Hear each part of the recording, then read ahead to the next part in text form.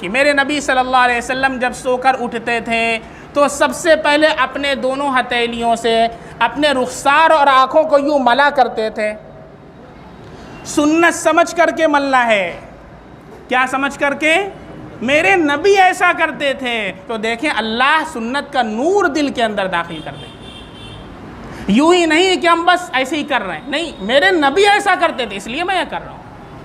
یہ نبی کی میری محبت ہے اس لیے میں کر رہا ہوں. سب سے پہلی سنت سو کر اٹھنے کے بعد اپنے دونوں ہتھیلیوں سے اپنے رخسار اور اپنے دونوں آنکھوں کو ملنا ہے. کریں گے بھائی؟ کوئی مشکل کام ہے؟ نہیں، سب لوگ کر لیں گے. اس کے بعد 3 مرتبہ الحمدللہ الحمدللہ الحمدللہ الحمدللہ. سب کو ماشاءاللہ الحمدللہ یاد ہے، مجھے تو نہیں یاد. معلوم کہ کسی کو الحمدللہ یاد نہ ہو. سب کو یاد ہے؟ کوئی ڈیفیکلٹ؟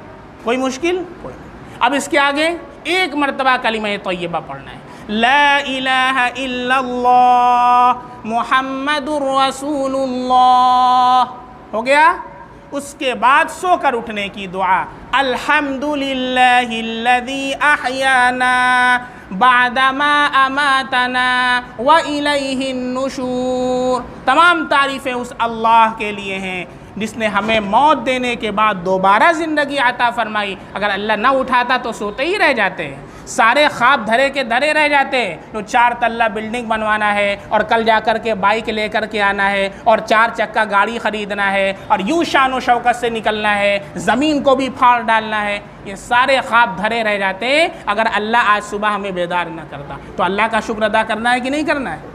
وَإِلَيْهِ النُّشُورُ. اور اللہ ہی کی طرف دوبارہ لوٹ کر کے جانا ہے. ہر وقت اس بات کا استحضار رکھیں تو کبر جو اندر سے ہے نا وہ نکل جائے. اللہ کے سامنے جانا ہے، اللہ کی طرف لوٹ کر کے جانا اور سارے اپنے کیے کا حساب دینا ہے. یہ 4 سنت سو کر اٹھنے، بیڈ کی سنت میں بتا رہا ہوں. بیڈ سے اترنے کی پھر اس کے آگے 1 سنت روزانہ سیکھ لیں، کوئی مشکل نہیں.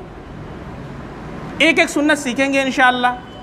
جب سنت پر عمل کرنے لگیں گے تو آپ دیکھیں گے کہ آپ کی جو پاسٹ کی زندگی ہے اور اب کی جو زندگی شروع ہو رہی ہے دونوں میں زمین و آسمان کا فرق محسوس کریں گے.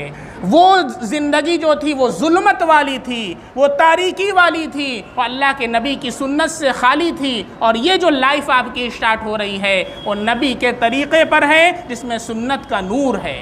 ایک نابینا تھے، نابینا ایک بڑے اللہ والے تھے. ان کے پاس آنکھ نہیں تھی، پڑھ نہیں سکتے تھے، لیکن ان کے پاس کوئی آتا اور وہ کوئی عربی میں کوئی جملہ پڑھتا اور حدیث پڑھتا تو وہ بتلا دیا کرتے کہ یہ جو تم نے پڑھا ہے وہ حدیث ہے اور اس سے پہلے جو پڑھا تھا وہ حدیث نہیں ہے، وہ کوئی اور چیز ہے، عربی میں کوئی جملہ، جبکہ پڑھے لکھے نہیں تھے، نابینا تھے. تو ان سے سوال کیا کہ آپ کو کیسے معلوم چلتا ہے کہ یہ حدیث ہے کہ حدیث نہیں ہے؟ آپ تو پڑھے لکھے بھی نہیں ہیں، آپ تو نابینا ہیں، آنکھوں سے بھی اندھے ہیں.